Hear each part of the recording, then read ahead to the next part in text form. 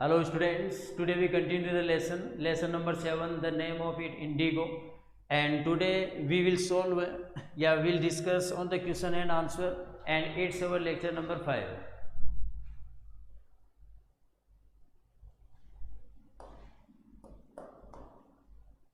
The first question, why did Rajkumar Shukla approach Gandhi? The question is in past simple tense, and when we have to make affirmative sentence, we normally write its second form, okay, approached. तो सबसे पहले तो ये question है कि राजकुमार शुक्ला गांधी जी के पास क्यों गया? तो एक्चुअली राजकुमार शुक्ला गांधी जी के पास गया था इन शेयर कापर्स, जो गरीब पुअर शेयर कापर्स थे, उनकी हेल्प करने के लिए. तो the first sentence we have to mention here, Rajkumar Shukla approached Gandhi ji. ठीक है. The second form approached Gandhi ji to help the poor share कापर्स.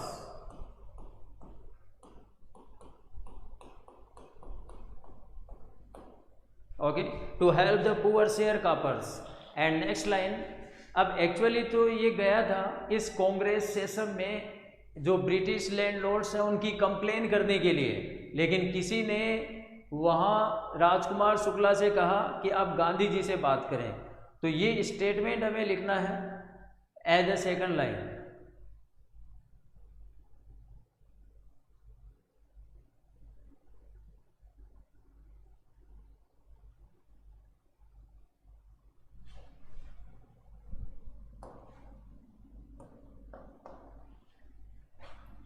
It's the line, actually he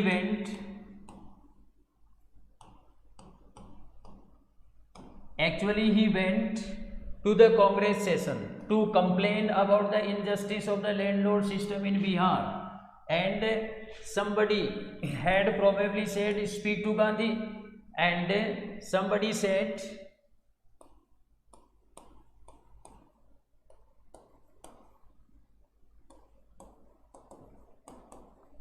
to talk Gandhi ji, लेकिन किसी ने कहा कि आप गांधी जी से बात करें. ठीक है. तो इट्स द आंसर. तो एक्चुअली तो ये है लैंडलॉर्ड सिस्टम जो बिहार में था, तो लैंडलॉर्ड सिस्टम के जो इनजस्टिस है, अन्याय है, उसकी कंप्लेन करने के लिए गया था कांग्रेस सेशन में, लेकिन वहाँ किसी ने कहा कि आप गांधी जी से बात करें. और एक्चुअली ये जो पुअर पेजेंट्स हैं, पुअर शेयर कापर्स, उनकी हेल्प करने के लिए ये गांधी जी के पास गया था.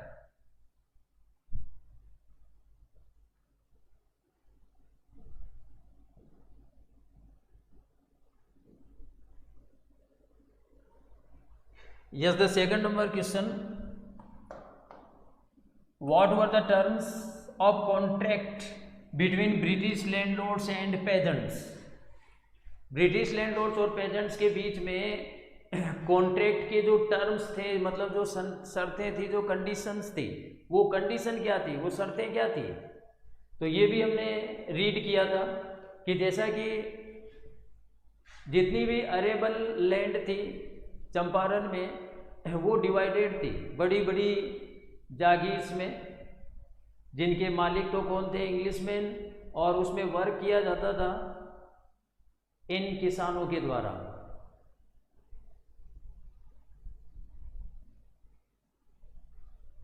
ये देखो ये para, most of the arable land in the Champaran district was divided into large estates owned by Englishmen and worked by Indian tenants. The landlords compelled all tenants to plant 3/20 or 15% of their holding with indigo and surrender the entire indigo harvest as rent. It's the answer number of second number question. Again, the meaning of the lines, Champaran district में जितनी भी arable land थी, means cultivable land थी, जोतने योग्य जमीन, वो divide थी लार्ज एस्टेट्स में, मतलब ये large area of the land, और जिसके मालिक तो थे इंग्लिश मैन, और काम किया जाता था इंडियन टेनेंट्स के द्वारा, किसानों के द्वारा. अब ये जो लैंडलॉर्ड्स हैं सभी टेनेंट्स को, यानी किसानों को मजबूर करते थे, कंपेल करते थे 3/20 और 15% होल्डिंग, जो उपजाऊ जमीन है उसकी 3/20 या 15%, 15% हिस्से पर इंडिगो बोने के लिए विवश करते थे, ठीक है। और surrender the entire Indigo harvest, पैदावार जिसे कहते हैं एज रेंट, और पूरी जो इंडिगो पैदावार है उसको रेंट के रूप में सरेंडर करने के लिए कंपेल करते थे, ठीक है। तो it was the contract, this was done by a long term contract, ये उनके बीच में एक लंबे समय से बना हुआ कॉन्ट्रैक्ट था।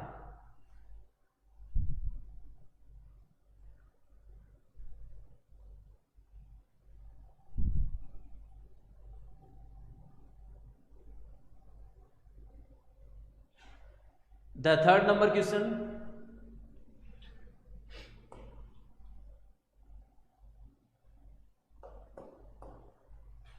why did Gandhi ji not agree to proceed to Champaran with Rajkumar Shukla immediately?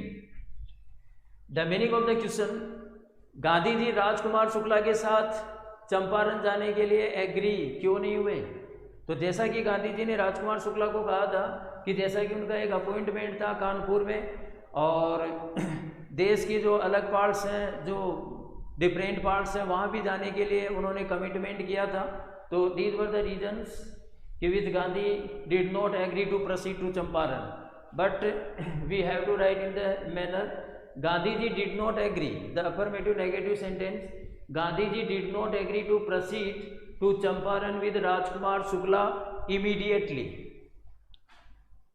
because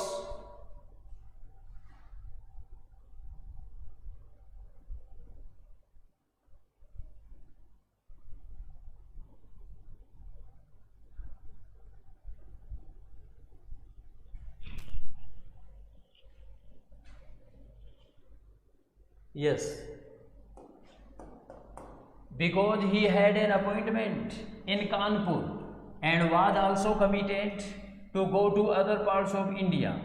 Okay, the third number answer, because Gandhi ji had an appointment in Kanpur, Kanpur में उनका पहले से अपॉइंटमेंट था, फिक्स प्रोग्राम था, और उन्होंने commitment किया था, प्रोमिस किया था इंडिया के अदर पार्ट्स में जाने का। तो ये रीजन था कि वो तुरंत कानपुर के लिए नहीं निकल सकते थे, जा नहीं सकते थे।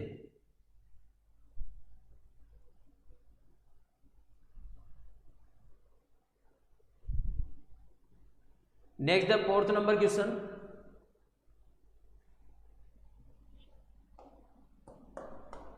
What happened when Gandhi ji and Rajkumar Shukla wanted to meet Rajendra Prasad? क्या हुआ जब गांधी जी और राजकुमार शुक्ला राजेंद्र प्रसाद से मिलना चाहते थे? तो बाय चांसली ऐसा हुआ कि जब गांधी जी और राजकुमार शुक्ला राजेंद्र प्रसाद से मिलने के लिए गए तो Rajendra Prasad was outside of the town, कस्बे से बाहर था, लेकिन उनके जो नौकर थे, सर्वेंट्स थे, वो राजकुमार शुक्ला को एज ए योमैन, एक पेजेंट के रूप में जानते थे।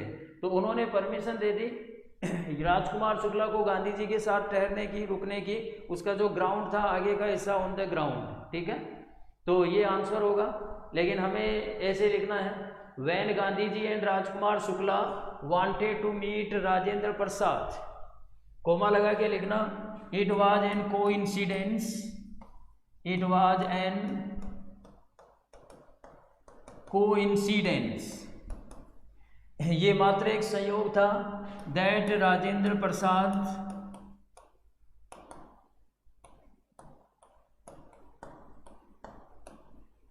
वाज आउट ऑफ टाउन, कस्बे से बाहर था, लेकिन but the servants knew Rajkumar Shukla as a yeoman, ठीक है। ये लाइन देखो इस पैसेज में लिखी हुई है,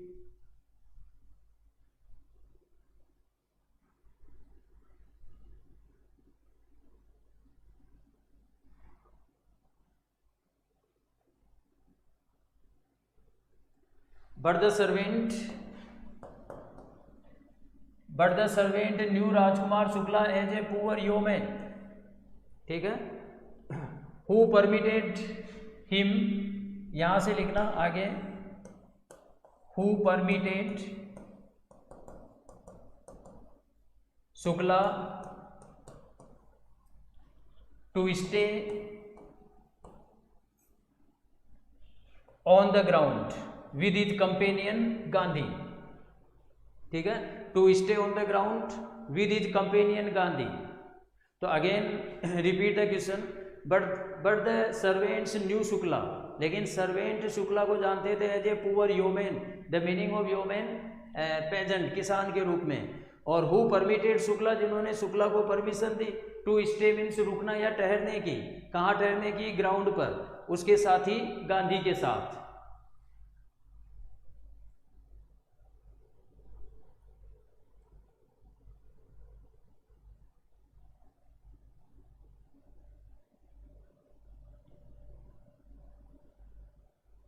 the fifth number question, why did Gandhi ji plan to go to Muzaffarpur, Gandhi ji ने मुजफ्फरपुर जाने का प्लान क्यों बनाया?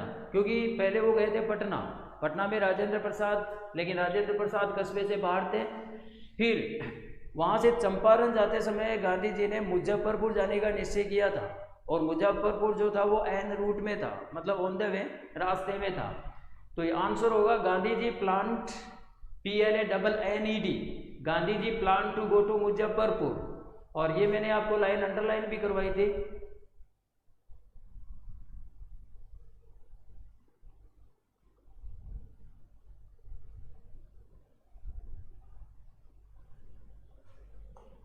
Gandhi ji plan to go to Muzaffarpur because, sorry, या डायरेक्ट लिख देना, to obtain more information about the conditions than Shukla was capable of imparting, the meaning of imparting, giving, ठीक है। तो मुजफ्फरपुर जाने का निश्चय क्यों किया उन्होंने? To obtain more information about the conditions, जो कंडीशन चंपारण में चल रही थी उन कंडीशंस के बारे में ज़्यादा से ज़्यादा इंफॉर्मेशन लेने के लिए। Then Shukla was capable of imparting, imparting का मतलब है कि जितनी इंफॉर्मेशन शुक्ला दे चुका था उनकी अपेक्षा या उनके अलावा। तो is the answer of the question.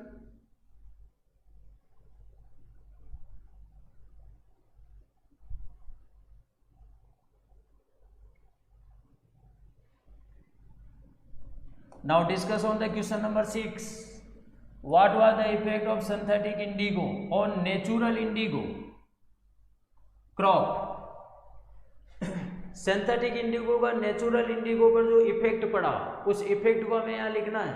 देखो, सिंथेटिक इंडिगो जो जर्मनी ने डेवलप की थी, और नेचुरल इंडिगो जो प्राकृतिक रूप से किसानों के द्वारा उगाई जाती थी, ठीक है, एक जिनका जिसके लिए कॉन्टेक्ट बना हुआ था, और जो एक्चुअली इंडिगो प्रॉब्लम थी, ठीक है। तो ये नेचुरल इंडिगो पर सिंथेटिक इंडिगो का नेचुरल इंडिगो पर जो इफेक्ट था, तो सबसे पहले तो इसकी प्राइस पर इफेक्ट पड़ा। The price of natural Indigo,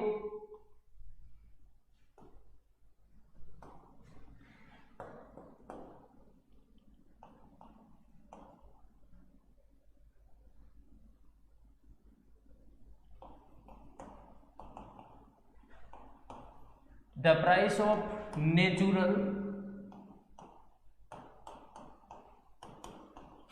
natural indigo became lower का मतलब कम हो गई, became lower due to the synthetic indigo,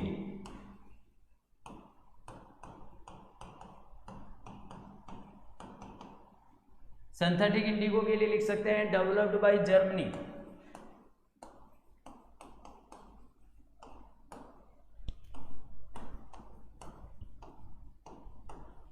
developed by Germany. और एक जो इसकी मार्केट वैल्यू है, भाई सिंथेटिक इंडिगो के एंटर होते ही नेचुरल इंडिगो की जो मार्केट वैल्यू है, वो मार्केट वैल्यू भी कम हो गई, ठीक है। तो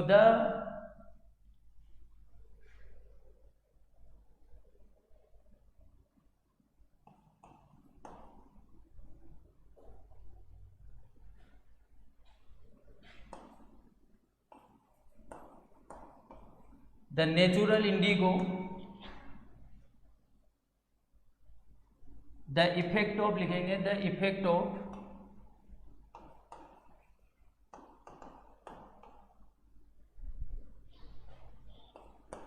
effect of natural indigo became less than, became less than the synthetic indigo.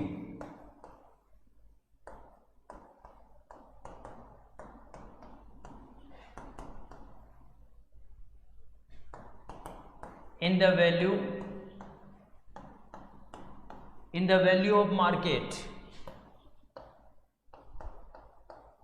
तो मार्केट की वैल्यू में सिंथेटिक इंडिगो की अपेक्षा जो नेचुरल इंडिगो का इफेक्ट है वो कम हो गया और इसकी प्राइस भी कम हो गई, ठीक है।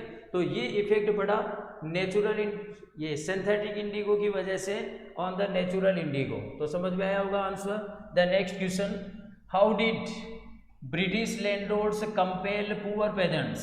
ये जो ब्रिटिश लैंडलॉर्ड्स है पेजेंट्स को कैसे मजबूर करते थे, ठीक है। तो ये क्वेश्चन जो है आपका, ये जो सेकंड नंबर क्वेश्चन हमने रीड किया था, it the same answer.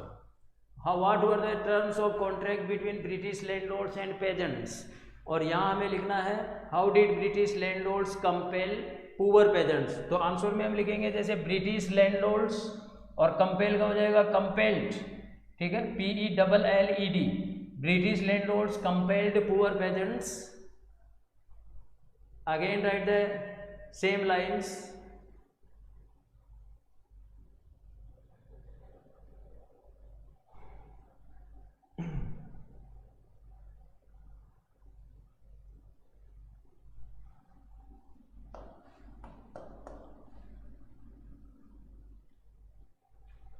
To plant 3/20 or 15% of their holdings with indigo and surrender the entire indigo harvest as rent. This was done by a long term contract. तो ये answer लिखा जाएगा। तो weavers करते थे, ये आप 3/20 भी लिख सकते हैं और इस तरह से भी लिख सकते हैं, ठीक है, 3/20।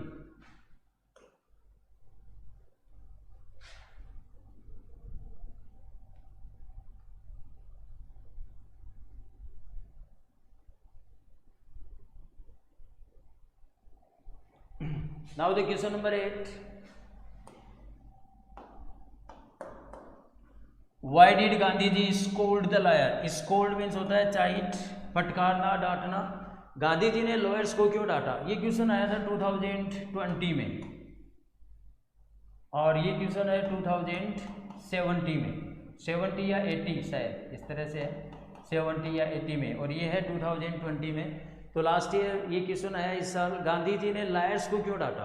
तो गांधी जी ने लायर्स को डांटा था वो for collecting big fee. Answer होगा जैसे Gandhi ji scolded the lawyers, ठीक है, स्कोल्ड की सेकंड फॉर्म हो जाएगी, Gandhi ji scolded the lawyers for collecting big fee from the sharecroppers, ठीक है। तो शेयर कापर से एक बड़ी राशि वसूल करने के लिए डांटा था। और इसके अलावा गांधी जी ने यहाँ पर एक निष्कर्ष भी निकाला था। Gandhi ji reached a conclusion,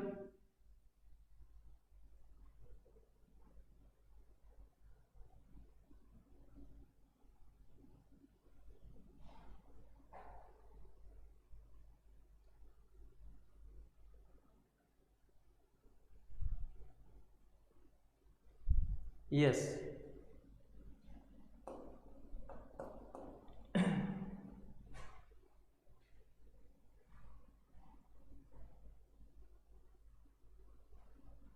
ये तो है वो reason for collecting big fee from the sharecroppers. Gandhi ji chided या स्कोल्डेड है यहाँ पर, similar word. Gandhi ji scolded the lawyers for collecting big fee from the sharecroppers. और इसके अलावा Gandhi ji reached an conclusion that the real relief for them means sharecroppers to be free is to be free from fear। तो वो इस निष्कर्ष पे पहुंचे थे कि इन शेयर कापर्स के लिए जो रियल रिलीफ है, वास्तविक जो रिलीफ होगा वो इनको भय से मुक्त करना है, ठीक है। तो यहां पर हमें लिखना है कि ही reached the conclusion that the real relief for the sharecroppers is to be free from fear. It's the answer of the 8th number question.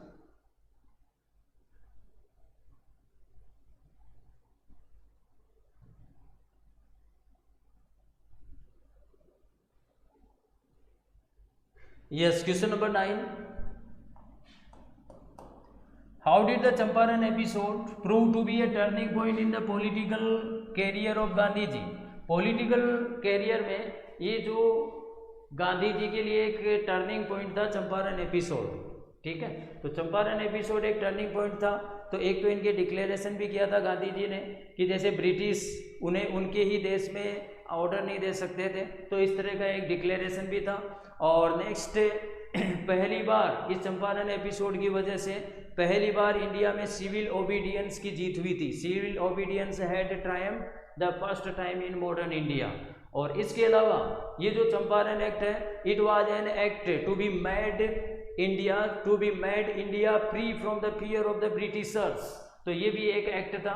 तो इसको लिखने का तरीका ये रहेगा, द चंपारण एपिसोड प्रूव हो जाएगा proved, the Champaran episode proved to be a turning point with the declaration. हमें यहां लिखना है with the declaration.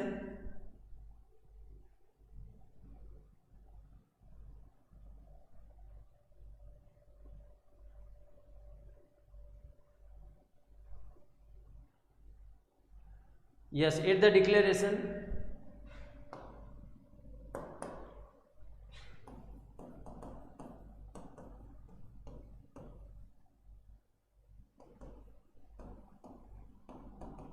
With the declaration that the British could not order, me की जगह हो जाएगा Gandhi ji about in his own country. तो एक तो ये डिक्लेरेशन कि गांधी जी ने ये डिक्लेरेशन किया कि जो ब्रिटिश हैं गांधी जी को ऑर्डर नहीं दे सकते थे उनके अपने ही देश में। और एक सिविल डिसओबीडियंस की पहली बार जीत हुई थी इंडिया में। ये जो सेंटेंस है,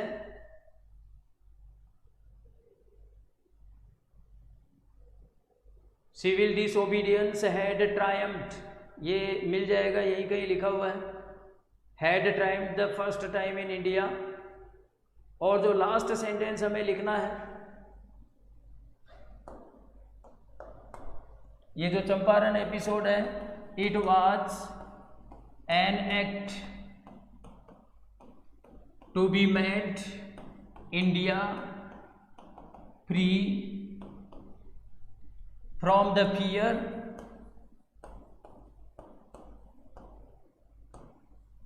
ऑफ ब्रिटिशर्स। ठीक है, तो ब्रिटिशर्स के भय से इंडिया को फ्री बनाने का ये एक एक्ट था।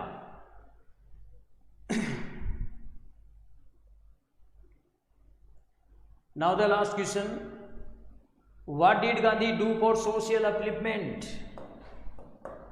What did Gandhi do for social upliftment of the poor families of peasants? देखो हमने एक तो पॉलिटिकल पढ़ा था, एक सोशल भी पढ़ा था, आगे जो उनके हेल्थ इंप्रूवमेंट है तो हेल्थ इंप्रूवमेंट के लिए भी हमने पढ़ा था गांधी जी के जो प्रयास हैं, जो अटेम्प्ट्स हैं। तो हमें यहाँ इस क्वेश्चन में केवल सोशल अपलिफ्टमेंट्स लिखना है। ठीक है, तो सोशल अपलिफ्टमेंट्स के लिए अगर आपने ध्यान दिया हो तो यहाँ सोशल अपलिफ्टमेंट के लिए गांधी जी ने जैसे 6 प्राइमरी स्कूल खोले थे 6 गाँव में प्राइमरी स्कूल खोले थे। और दूसरी बात यह है कि जो कस्तूरबा है उन्होंने आश्रम रूल सिखाए थे, एक तो पर्सनल क्लीनिनेस के लिए और प्लस ये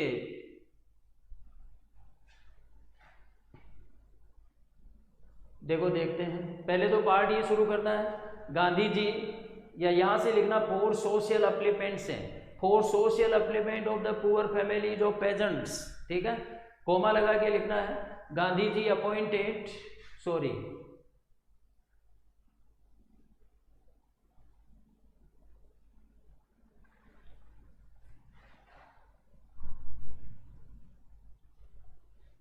ये रहा sentence, Gandhi ji opened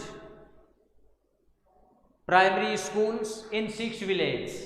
Gandhi ji opened primary schools in 6 village. Gandhi ji ने 6 गांव में प्राइमरी स्कूल खोले। और ये नेक्स्ट सेंटेंस ये है,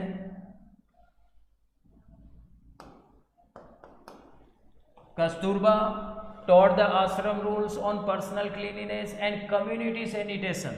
और एक ये सेंटेंस ये है सोशल अपलिफ्टमेंट के लिए। ठीक है, तो इस तरह से आपका ये लास्ट क्वेश्चन आंसर है जो कंप्लीट हुआ। And the next the remaining questions which are actually the word limit is 125 words, and they are the questions, and we will solve in the next lecture.